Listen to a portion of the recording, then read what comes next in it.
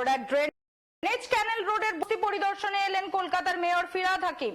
ক্ষতিগ্রস্ত পরিবারদের তিনি আশ্বস্ত করেন যে তাদের সমস্ত সমস্যার সমাধান করা হবে।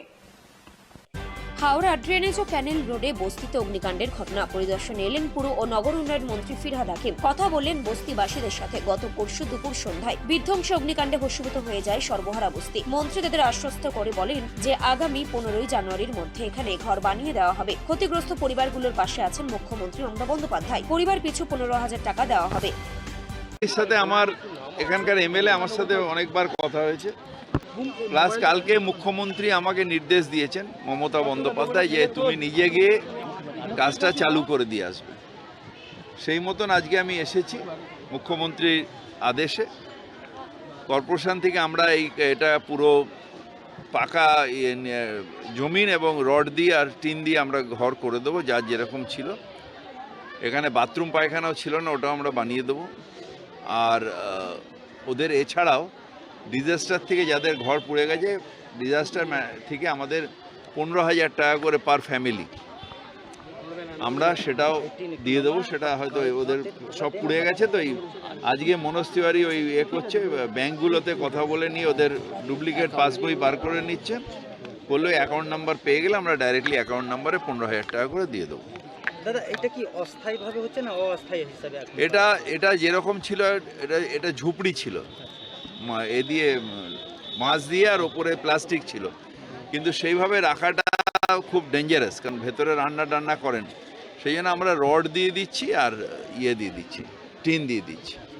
এখন তারা কি স্কুলে থাকবে? এটা কত এখন স্কুলে থাকবে। আমরা চেষ্টা করছি যে অন্তত 10-15 দিনের মধ্যে সব ঘরগুলো বানিয়ে দেওয়ার জন্য। আমি যদিও কর্পোরেশনকে টাইম দিয়েছি 7 দিন, হয়তো আর একটু বেশি লাগতে পারে, কারণ নিচে সিমেন্টের কাজ করতে হবে, তো একটু শুকাতে টাইম লাগতে পারে। তাহলে এই বছরেই তারা পেয়ে যাবে? এই বছরে বা সামনের বছরে 15 জানুয়ারির মধ্যে পেয়ে যাবে। যেরম হতে থাকবে পেতে থাকবে। একদিনে তার ম্যাজিক করে সব দেওয়া যায় না, এক ধার দিয়ে চালু হবে কাজটা। বলছি দাদা, বাইরান বিশ্বাসের বাড়িতে ইনকাম ট্যাক্স রেট করেছে এবং 60 লাখ টাকা পাওয়া গেছে।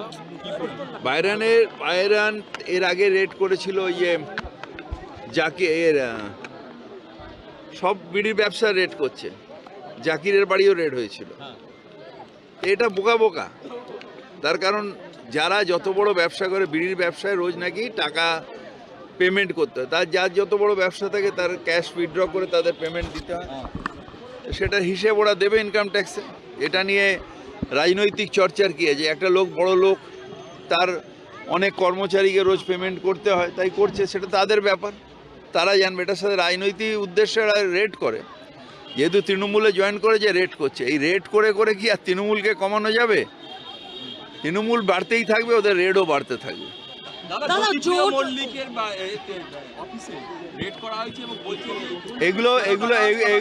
এগুলো হচ্ছে সাজানো প্রেসকে বলছে। যা বলার এজেন্সির উচিত ছিল কোর্টকে বলা। আমরা রাজনৈতিক লোক, আমরা প্রেস করব, এজেন্সিকে প্রেস করা উচিত নয়। Agency is liable two court only. তার কোর্টকে বলা উচিত।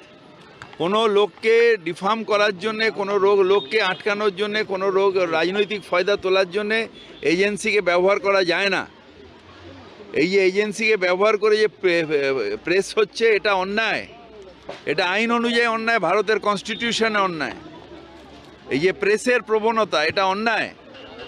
আপনার you have to report to the court, not to the press. এতে কি সম্মানহানি হচ্ছে? এটাতে সম্মানহানি, এটা একটা বড় ষড়যন্ত্র হচ্ছে। আপনার যা পেয়েছেন নিশ্চিতভাবে, আমি ভারতের নাগরিক, আমার বিরুদ্ধে যা পাবে সেটা কোর্টে দেবে। কোর্ট বিচার করবে আমি অন্যায় করেছি না ন্যায় করেছি। এজেন্সিও বিচার করবে না, প্রেসও বিচার করবে না, কোনো পলিটিক্যাল পার্টিও বিচার করবে না। কিন্তু আমাদের এখানে দুর্ভাগ্য যে আমাদের ডিফেম করার জন্য এজেন্সিকে বিজেপি ব্যবহার করছে। মুখ্যমন্ত্রী খার্গের নাম প্রস্তাব করেছেন, কিন্তু বাকি জোট সঙ্গীরা তো সবাই মানছেন না। ওটা ওদের নিজেদের মধ্যে বসেই আলোচনা হবে। দিদি নাম প্রস্তাব করেছে, নিজেদের মধ্যে আলোচনা হবে। এটা নিয়ে কোনো জোটের কোনো অসুবিধা নেই। জোট আমাদের হচ্ছে এবং জোটের জন্য বিজেপি কাঁপছে। সামনে নির্বাচনে কি বাংলায় কংগ্রেস আর বামীদের জোট হবে? এটা ইন্ডিয়া জোটের মধ্যে ভেতরে আলোচনা হবে, যেখানে মমতা ব্যানার্জি নিজে থাকবেন, কংগ্রেসের বড় নেতৃত্বরা থাকবেন, সবাই থাকবেন, সেখানে এটা আলোচনা হবে। এটা রাস্তাঘাটে এরকমভাবে বলার দরকার নেই। তবে হ্যাঁ, कांग्रेस हमारे नेचुरल अलायंस। बॉबी दा, कल देखा गया जब प्रधानमंत्री से मुख्यमंत्री ममता बनर्जी मिल रही थी तो नवान्नों में अचानक शुभेंदु अधिकारी पहुंचे हैं। वो क्या तो बोलेंगे? वो अपना फोटो उठाने के लिए वहाँ पर आप लोग सिर्फ ममता बनर्जी और मोदी का फोटो उठा रहे हैं, इनका फोटो आज नहीं उठेगा, रोज थोड़ा फोटो उठाने के लिए गए थे।